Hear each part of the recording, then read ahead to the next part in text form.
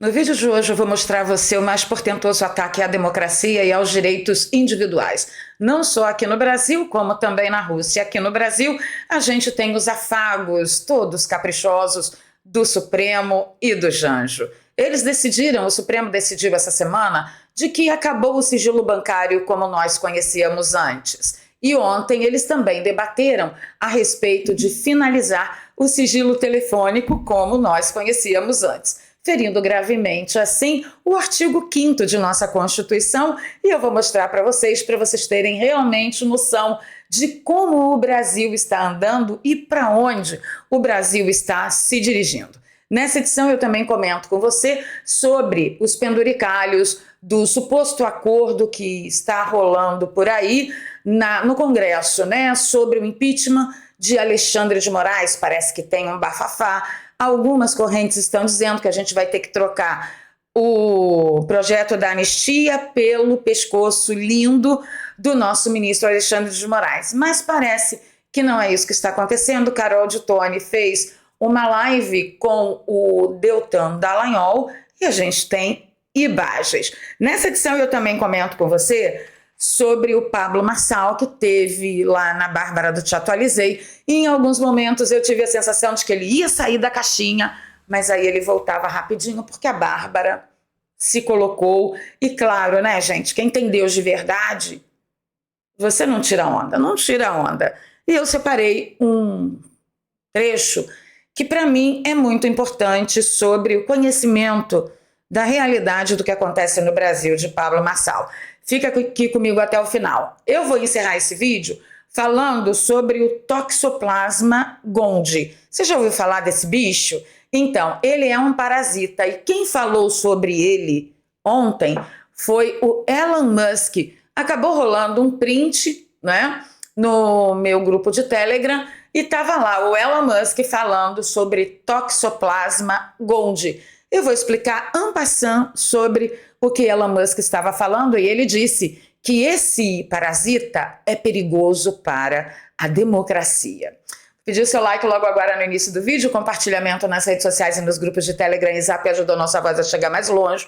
Se você é novo por aqui, se inscreva no canal e ative o sininho. Se você já é de casa, dá uma conferida em tudo aí, valeu? Então tá, vamos lá, vamos começar por aqui, ó. Vamos falar sobre esse ataque. Agora eu tô pequenininha aqui para vocês, tá? Vamos falar sobre esse ataque à democracia e aos direitos individuais.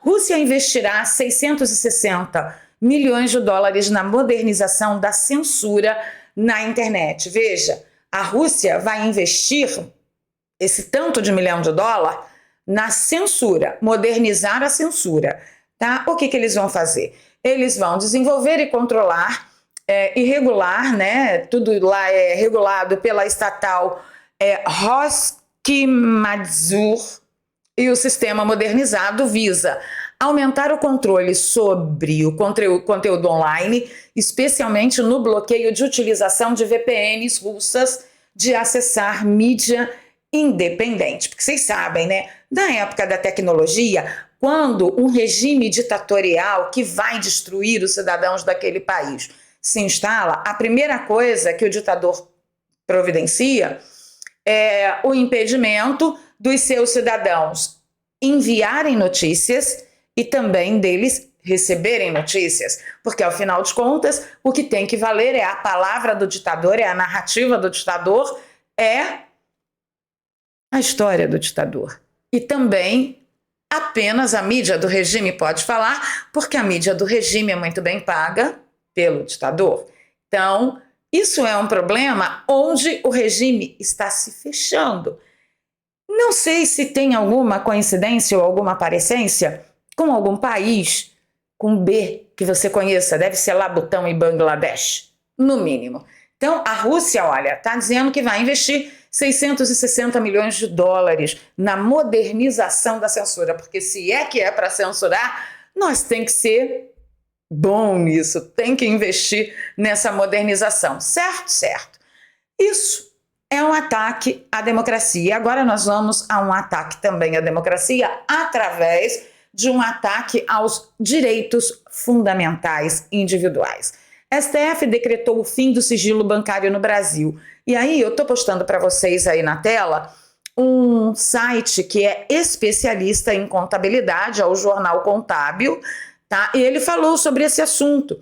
Ele falou que em uma decisão histórica que promete reconfigurar o panorama financeiro e legal do país, o Supremo Tribunal Federal decretou o fim do sigilo bancário no Brasil. A medida tomada após intensos debates e análises visa aumentar a transparência e combater crimes como lavagem de dinheiro, corrupção e sonegação fiscal. Vocês viram, né, que foi só esperar acontecer o escândalo da doutora, da mãe tá enjaulada, para eles sacarem isso aí da manga. Porque eu nem sabia que se isso estava sendo discutido ou não. Você sabia que isso estava sendo debatido no STF? Deixa aí para mim nos comentários. Diz a matéria que os ministros do STF, por maioria apertada, definiram que são constitucionais os dispositivos de um convênio do CONFAZ, que é o Conselho Nacional de Política Fazendária, que obrigam instituições financeiras a fornecer aos fiscos estaduais informações sobre transações realizadas por clientes via Pix e cartões de débito e crédito. O objetivo é fiscalizar ICMS por meios eletrônicos. Acredite se quiser, tá? Esse Pix realmente foi a maior liberdade que nós tivemos, mas também pode ser a nossa maior coleira. E nós, muito antes de viralizar o Pix e se estabelecer como o meio 100%, né, adotado pela população brasileira, nós avisamos aqui que o Pix era uma porta de entrada sem volta para o controle. Bem, eles comentam o seguinte: o que muda na prática? Com o fim do sigilo bancário, informações sobre movimentações financeiras, saldos e investimentos de pessoas físicas e jurídicas estarão acessíveis a autoridades competentes sem a necessidade de autorização judicial prévia. Ou seja, antes, se o COAF, por exemplo, percebesse alguma movimentação estranha, a COAF passava para as autoridades competentes investigarem, a autoridade competente pedia autorização à justiça para ter acesso ao seu movimento bancário, à movimentação das suas contas. Agora não precisa mais. Então vamos imaginar a seguinte situação: o COAF percebe uma movimentação atípica, passa para a autoridade competente, que agora é estadual, e aí a autoridade vai chegar para o banco e dizer: olha, eu não preciso mais de um mandato, não preciso mais de uma solicitação, de uma intimação e de uma autorização do juiz competente para que você abra o sigilo bancário de tal pessoa ou tal empresa, porque vai abarcar pessoa física e jurídica. Certinho, certinho. Já viu, né, que isso vai virar perseguição logo, logo. Mas aí quais são as implicações para os cidadãos? Para gente comum, eu e você, somos só meros filhos de Deus, né? O que vai acontecer, segundo esse portal, vai acontecer uma maior transparência, que a medida visa aumentar a transparência do sistema financeiro, dificultando a ocultação de recursos lícitos e facilitando a investigação de crimes financeiros. 2, vai haver um combate à corrupção e à sonegação. Eu acho que, para mim, eles são mais interessados no combate à sonegação, né? Porque esse governo só quer saber de imposto. Mas daí entra a corrupção, deve entrar a corrupção não sei de quem, porque não se investiga mais nada a respeito desse assunto aqui no Brasil ultimamente. Espera-se que o fim do sigilo bancário contribua para o combate à corrupção e à sonegação fiscal, uma vez que as autoridades terão acesso facilitado, eu diria muito facilitado, à informação financeira. E qual é o ponto crítico? A privacidade em xeque. A decisão levanta preocupações sobre a privacidade dos cidadãos que terão suas informações financeiras expostas. O STF ressalta que o acesso à informação será restrito a autoridades competentes. Sei. E em casos específicos. Sei. Com o objetivo de garantir o equilíbrio entre transparência e privacidade. Tá bom. Só que na nossa Constituição Federal, nós temos o direito à privacidade através do artigo 5º, inciso 10, e diz mais ou menos o seguinte, ó: o direito à privacidade liga-se diretamente ao direito da personalidade da pessoa humana. É um direito constitucional que deve ser protegido, tamanha a sua importância. Constituição Federal para quê, né? A gente sempre brinca aqui, é de comer ou de passar no cabelo? A matéria continua dizendo, atualmente, os avanços tecnológicos modificaram as relações pessoais e profissionais, provocando novas questões sobre o tema. Nossa legislação está adequada, com muitas aspas, ao novo tempo. Como fazer para proteger a intimidade em um ambiente mundial que é a internet? Bom, a Constituição Federal traz em seu artigo 5º, inciso 10, que são, abro aspas, invioláveis a intimidade, a vida privada, a honra, a imagem das pessoas, assegurando o direito à indenização pelo dano material ou moral decorrente de sua violação. Fecho aspas. E também tem uma menção importante no Código Civil, em seu artigo 21, que diz, abro aspas, a vida privada da pessoa natural é inviolável e o juiz, a requerimento de interessado, adotará as providências necessárias para impedir ou fazer cessar ato contrário a esta norma. Ou seja, isso é algo tão importante e os nossos constitucionalistas encaravam a privacidade de uma forma tão pesada que eles deixaram muito claro, tanto na Constituição, e nós temos também a menção no Código Civil, que isso é sagrado. O que a pessoa faz com a vida dela é problema dela. Ninguém pode ter acesso e também não pode ter acesso o governo, fora exceções onde o juiz dará causa a interesses outros, que não seja preservar a privacidade. Mas parece que nisso tudo não importa. Não importa. A matéria continua dizendo que, além disso, o Brasil trata do direito à privacidade também no Marco Civil na internet e na Lei Geral de Proteção de Dados, principalmente. Tá? Então, assim, teoricamente, pelas leis atuais, nós estaríamos todos protegidos e poderíamos dormir descansados se não somos traficantes, lavadores de dinheiro, membros de facções criminosas, corruptos, gente que faz rachadinha, gente que recebe dinheiro para votar de uma forma ou de outra em tal pauta lá no Congresso. Nós poderíamos dormir tranquilos. Não mais. Porque, afinal de contas, tanto Código Civil quanto Constituição Federal, quanto o Marco Civil da Internet, parece que para certas autoridades, certos setores da sociedade administrativa brasileira, isso não importa não, tá? E aí, para ficar melhor a nossa situação, ontem teve também um debate que o STF estava analisando se as companhias telefônicas devem compartilhar dados com a polícia. Outros 2 itens da pauta também discutiam a soberania dos vereditos do Tribunal do Júri e os limites do acordo de não persecução penal. Isso é um assunto terceiro. O que nos interessa é isso aqui, ó. O Supremo Tribunal Federal deve analisar, nessa quarta-feira ontem, se as empresas de telefonia precisam disponibilizar dados cadastrais de cliente investigado à autoridade policial e ao Ministério Público, mesmo quando não há autorização judicial. Ou seja, se você está se escondendo de um marido louco, de um amante maluco, de um namorado trelelê, se você mudou o seu número, ou enfim, pelo motivo que seja, você não pode mais dormir tranquila. Por quê? Porque a autoridade local,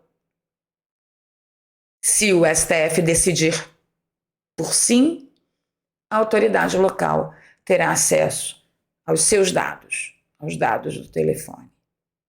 Isso é uma grande ameaça à democracia e aos direitos individuais. E por que o STF estava conversando sobre isso? A Abrafix, que é a Associação Brasileira de Concessionárias de Serviços Telefônicos, moveu uma ação onde questionava o dispositivo da Lei de Lavagem de Dinheiro, que é a Lei 12.683 de 2012, que obriga as empresas de telefonia a disponibilizarem esses dados. A empresa alega que o compartilhamento sem decisão judicial viola os direitos dos clientes à privacidade, à intimidade, como nós comentamos com vocês, que é o artigo 5 da nossa Constituição Federal, inciso 10. Deixa aí nos comentários se você vai começar realmente a pensar com mais seriedade, a dar umas voltinhas fora do território bananil. Tá difícil, gente. Tá muito difícil. Bem, nós temos também muitas coisas a falar a respeito daquela trozoba que está sendo o impeachment de Alexandre de Moraes e já estão acontecendo até desinformácias soltas aí, como se não houvesse amanhã. A gente vai falar já já sobre isso, mas antes vamos falar do Sinata Gotas. Deixa eu trazer aqui para vocês. Sinata Gotas é um produto que eu uso desde outubro do ano passado. O ativo que tem no Sinata Gotas é muito recomendado pelo Dr. Laí Ribeiro. Hoje o vídeo dele deu pau de novo. Tô com problema aqui com o vídeo do Dr. Laí Ribeiro. Bem, o Sinata Gotas, o principal princípio ativo do Sinata Gotas é o transresveratrol, tá? Ele, em contato com o corpo humano, ajuda a produzir o gene da longevidade. O Sinata Gotas pegou o transresveratrol, colocou no frasco do Sinata e a gente tem esse produto maravilhoso que vai ajudar a amenizar rugas, pés de galinha, bigode chinês, flacidez, vai propor uma hiperidratação na sua pele e vai cuidar de dentro para fora, que é isso que mais me chama a atenção no Sinata Gotas. Por quê? Porque você cansa de passar um monte de creme, você não tem dinheiro para fazer procedimentos invasivos, aquele monte de dinheiro para fazer procedimentos estéticos, então a gente fica meio que sem saída. Com Sinata Gotas isso acabou, tá? São 12 gotinhas todos os dias de manhã, eu tomo em jejum, espero meia hora para tomar meu cafezinho e eu estou utilizando desde outubro do ano passado e eu sempre falo com muito orgulho aqui para vocês que a minha pele está cada dia melhor. Tanto que, só você comparar, gente, pega meus vídeos de antes de outubro do ano passado e compara com os vídeos de agora que eu gravo diariamente com vocês. Então, assim, eu estou usando muito menos maquiagem, gastando muito menos tempo para fazer a maquiagem. E o que eu uso na minha pele? O Sinata Gotas e aquele meu creminho de R$19,90, o hidratante que eu compro na farmácia, coisa normal, coisa comum. Tá? O Sinata Gotas, ele me atrai muito, por quê? Porque ele realmente vai atingir as camadas mais profundas da pele. Por quê? Porque ele vai trabalhar nessas camadas mais profundas, primeiro, porque ele é ingerido e ele é colocado debaixo da língua. Por que debaixo da língua? Porque essa região sublingual é a parte de maior poder de absorção do corpo humano. Então eu acho que você deveria dar uma chance para o Sinata Gotas agora. O link que eu deixo para você, tanto no comentário fixado quanto na descrição, leva você até esse site, eu já mostrei aqui para vocês, tem todas as informações complementares, tem outros depoimentos, aqui todos os componentes ativos garantidos pela Anvisa, porque a gente tem o nosso registro lá, e os combos vai de 1 mês a 8 meses de tratamento, a gente sempre sugere o de 3 meses de tratamento, que fica menos de R$30 na parcela, se você parcelar em 12 vezes no seu cartão de crédito. Eles aceitam todas as bandeiras aqui, ó, mas eles também aceitam boleto e aceitam Pix. Com o combo de 3 meses de tratamento, outra economia que você faz é o frete, que é grátis para todo o Brasil. E você ainda ganha um pote de ácido hialurônico de presente para complementar aí o tratamento da sua beleza. Então não perca tempo, lembrando sempre que todo produto que você adquire aqui, você está ajudando a caminhada do canal. E eu tenho que fazer uma ênfase de que é uma empresa que arriscou fazer uma parceria com uma apresentadora conservadora, bolsonarista e de direita. Só por isso, meus amigos e minhas amigas, vocês já deveriam optar pelo Sinata Gotas com força e com vontade. Então vamos lá. Aqui eu ainda tenho que conversar com vocês. Espera aí que a gente já está quase finalizando, tá, gente? Segura aí. 18 minutos dá tempo. O que aconteceu? Aconteceu ontem uma live do Deltan Dallagnol e da Carol Detoni. Eu esqueci o nome desse moço aqui, esqueci. Eles estão firmes lá no projeto da anistia e também batalhando pelo impeachment de Alexandre de Moraes. Ocorre que o Deltan Dallagnol questionou sobre um tal acordo que vazou, né, essa informação. A gente começou a saber que tinha um acordo que era para trocar o projeto da anistia pelo pescocinho lindo e maravilhoso de um certo careca. E aí eu queria trazer um trecho do vídeo, né, da live para vocês. Olha só, tá muito esclarecedor, tá? Deixa eu fazer uma pergunta que incomodou muita gente hoje, que gerou um bafafá e um burburinho nas redes sociais. Existe algum plano, existe algum bastidor de trocar a anistia para abrir mão do processo de impeachment de Alexandre de Moraes? Vocês conseguem responder isso para as pessoas? Não, de nossa parte não. É que foram movimentos feitos ao mesmo tempo O pedido de impeachment ele já estava sendo feito desde o outro esforço concentrado, né? Que o Eduardo Girão, senador, já estava movimentando senadores, os deputados queriam apoiar, o Gustavo Gai foi um dos deputados que mais fez a petição online também, mas ele culminou depois da manifestação do dia 7 de setembro. E o pedido de anistia já é um pedido que está sendo, desde que eu entrei na CCJ, o pessoal já está pedindo, né? Foi uma novela até designar o Valadares relator, né? Aí o presidente Bolsonaro pediu para a gente pautar, estava pedindo incessantemente e culminou ser na mesma semana.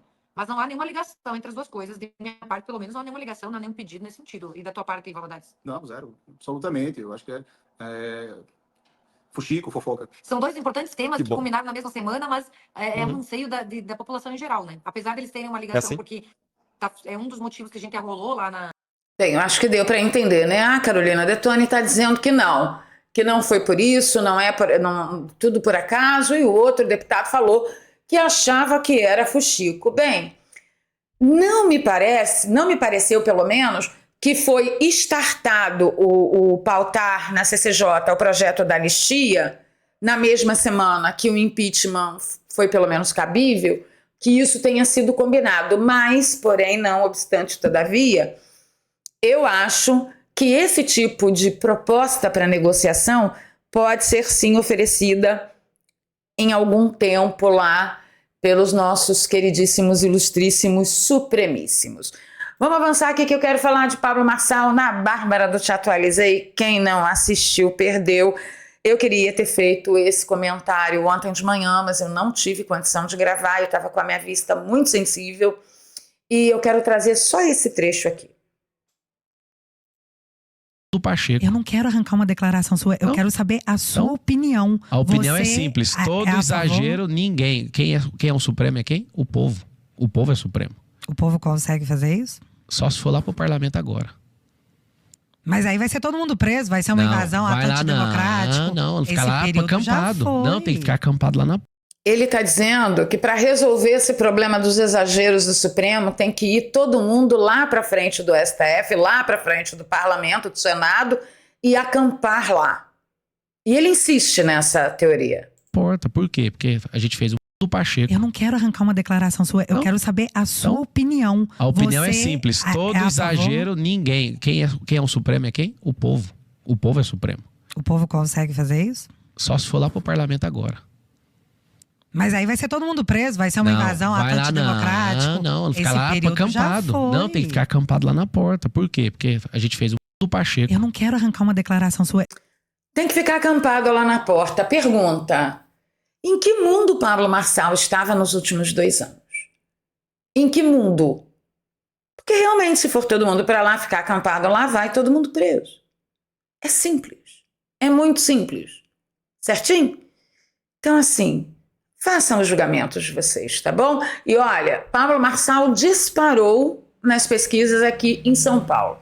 Parece, meu amigo, que esta batalha é mais uma que nós já perdemos. As pessoas com muitos líderes cristãos dizendo que Pablo Marçal, só porque ele subiu, ele é o melhor para o povo cristão, incapaz de tocar no assunto das mentiras deslavadas e das ilusões deslavadas e desmascaradas do Marçal, a falta de caráter, a falta de hombridade, a falta de seriedade, a falta de compromisso, incapaz. Só fala bem do Marçal, mas não aponta. Eu aqui falo mal de Boulos, eu aponto crítica a Boulos, crítica a Nunes, crítica a Marina e crítica a Marçal. Mas o líder cristão aí que está defendendo Marçal com unhas e dentes, ele não aponta uma mentira do Marçal que foi desmascarada. Não sei como não tem vergonha de passar um pano dessa magnitude. Não, olha aqui, olha nas pesquisas, ele subiu. Ele é o melhor para os cristãos. Sério? Quer dizer que o candidato que sobe na pesquisa é o melhor para o cristão? Façam seus próprios julgamentos. Para encerrar, eu quero trazer aqui um print que apareceu lá no meu Telegram. Elon Musk fez o seguinte post: Toxoplasma gondii é perigoso para a democracia, para a sua democracia, para a nossa democracia. Gente, eu sinceramente quase infartei. Por quê? Ele postou isso no dia 11. Era mais ou menos 11h30 da manhã. Só que às 7 horas da manhã, eu tinha assistido esse vídeo aqui, ó. Uma estranha conexão entre parasitas e demônios. Ai, Valéria! Calma. Calma, miserável. Fica aí. Fica aí. O vídeo é bom. É cientificamente bom. Então, você faz o seguinte. Assiste esse vídeo.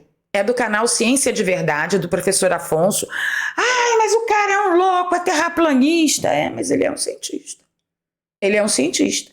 E ele tem autoridade. E eu achei, assim, essa sincronicidade absolutamente estupenda. Por quê? Porque se você não conhece o canal do professor Afonso, ele desce o sarrafo no Elon Musk. Desce o sarrafo. Fala um monte de coisas que ele acha da análise dele, da opinião dele, mas por coincidência, no mesmo dia que Elon Musk posta sobre o Toxoplasma gondii, ele postou um vídeo sobre o Toxoplasma gondii. E aí, trocando em miúdos, ele vai fazer aqui uma abordagem também da parte religiosa, da parte espiritual. O que eu estou orientando vocês? Assistam apenas a parte científica, ou seja, assiste tudo e retém apenas a parte científica. Para você que não conhece o Toxoplasma gondii, ele é um parasita que se hospeda no ser humano e ele é capaz de mudar tanto a percepção do entorno do hospedeiro, quanto o emocional do hospedeiro e a forma como o hospedeiro se vê. Então, é um parasita que costuma dar muita depressão, aqueles pensamentos de um monte de pensamento, um monte, que a sua cabeça não descansa nunca. Você não consegue, por exemplo, sentar na frente do mar e olhar assim e ficar simplesmente pensando coisas a respeito do que realmente você está vendo.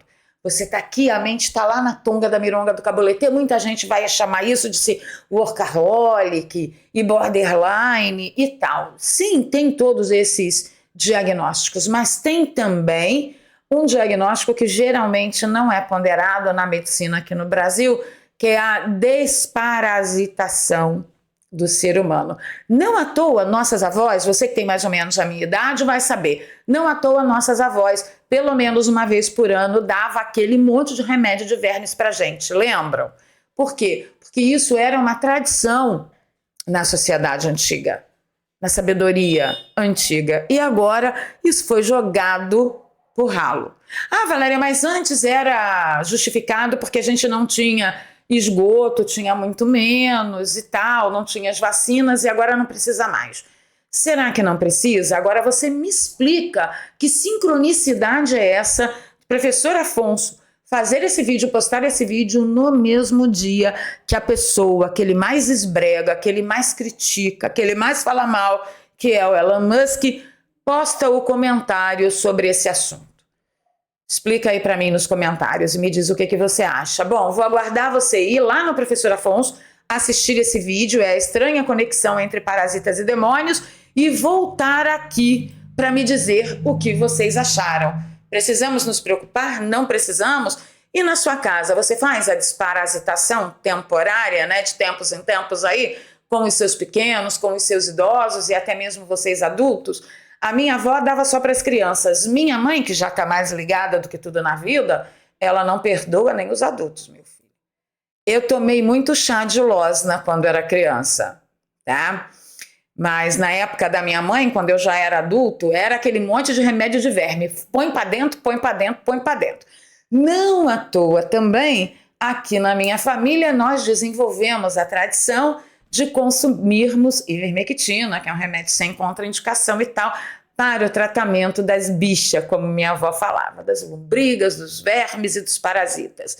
E você, tem esse elan aí na família de vocês? Você acha que é necessário? Ou agora que pelo menos a gente que mora na cidade que tem esgoto tratado, nós não precisamos mais? Quero ouvir a sua opinião. Ficando por aqui, pedindo seu like, seu compartilhamento, se você gosta do meu trabalho. Pensa na possibilidade de você apoiar a gente está precisando desesperadamente. Vocês viram o que aconteceu com a visualização do nosso canal, né? Então aqui tem um Pix, que é doarpravaleria@gmail.com. Na descrição eu sempre deixo 2 ferramentas bancárias e uma conta no PayPal, para você que nos assiste de fora do Brasil e gostaria também de ajudar nessa caminhada aqui de fechamento de regime do Brasil. Porque, na boa, gente, é isso que está acontecendo, tá? Então, se você tem uma situação financeira um pouco mais folgada, considere seriamente nos apoiar, tá bom? Conto com vocês nos comentários. E aí, com remédio para bicho ou sem remédio para bicho? Conta para mim.